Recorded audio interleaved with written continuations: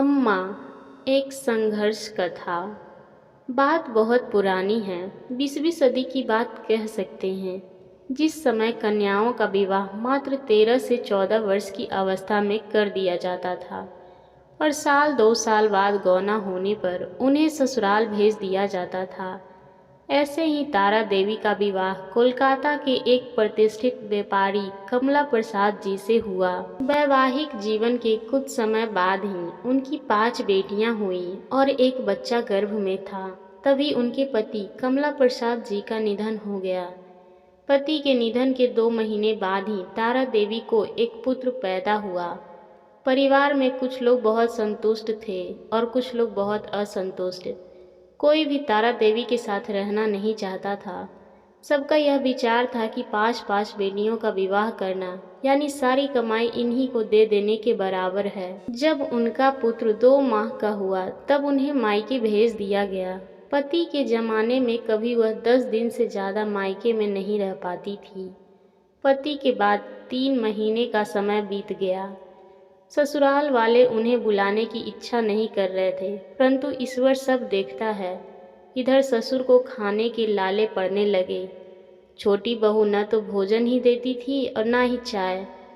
भोजन के दुख में उन्हें बड़ी बहू की याद आ गई और बहू के मायके फ़ोन कर ससुर जी ने बहू को तुरंत कोलकाता पहुंचाने को कहा। इसके बाद तारा देवी और उनके देवर का उनके ससुर जी ने बंटवारा कर दिया और स्वयं बड़ी बहू तारा देवी के पास रहने लगे। तारा देवी उनकी सेवा और व्यवस्थाओं में लगी रहती। धीरे धीरे समय के साथ उनकी बेटियां बड़ी होने लगी। 5 बेटी की उन्होंने अच्छे घरों में विवाह कर दिया। इधर समय के साथ बेटा भी बड़ा हो गया और दादा के साथ दुकान संभालने लगा। समय के साथ तारा देवी ने पुत्र का विवाह अच्छी कन्या के साथ कर दिया। तारा देवी के बेटा को भी एक बेटा और बेटी हो गए।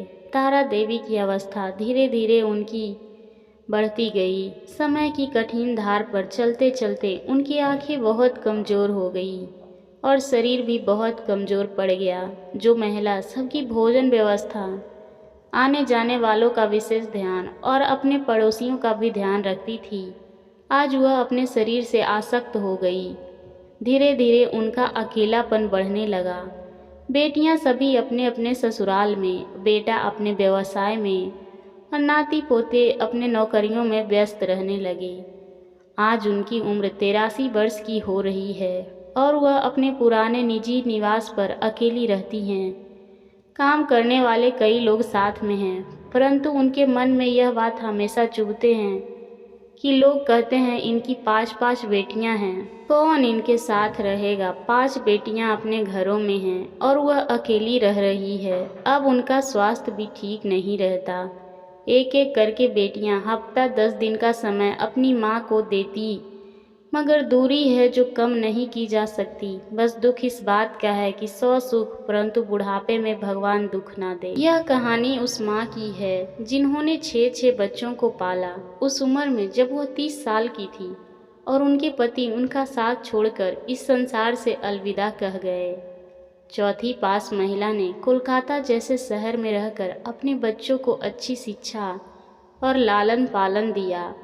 आज जिनके 10 नाती पोता हैं, फिर भी आज वह अकेली है।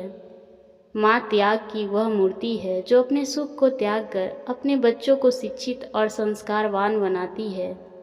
प्यार, त्याग, ममता और संघर्ष का नाम है माँ। आशा करती हूँ आपको ये कहानी पसंद आई होगी। इस कहानी पर आपकी क्या राय है हमें कमेंट करके ज़रूर बताएं। कहानी पसंद आई हो तो लाइक और शेयर करना ना भूलें। चैनल पर नए हैं तो प्लीज़ सब्सक्राइब करें। कहानी सुनने के लिए आपका बहुत बहुत धन्यवाद।